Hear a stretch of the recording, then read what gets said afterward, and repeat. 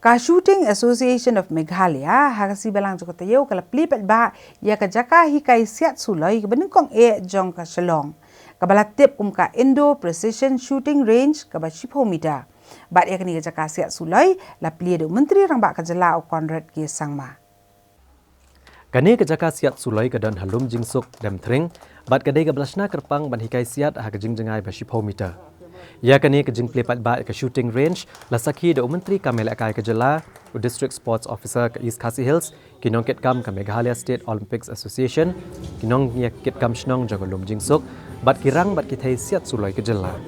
Haba ajin kran ke jingelang belengkot Myntri Rangbah ke Jylla ulapan paw ke jing kemen bat ai kublai kinong ket kam jago Shooting Association of Meghalaya kabalala bat penurlong ha ke banwanra yala ke jong ke jaka hikai siat suloi.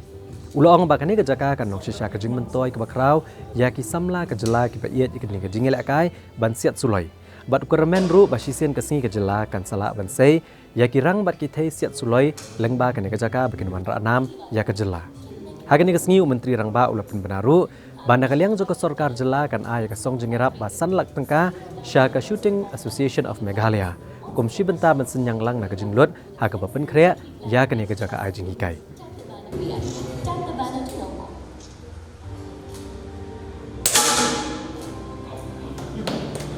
And therefore, sports plays a very, very important role in that.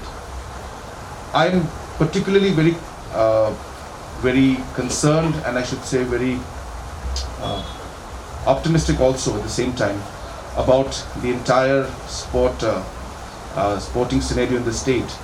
And the reason is because, number one, our youth themselves are very much interested in sports and they have the necessary talent to do it.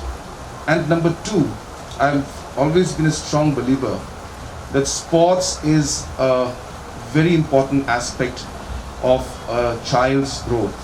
When you are a sports person, you look into many aspects like discipline, which is very important in life.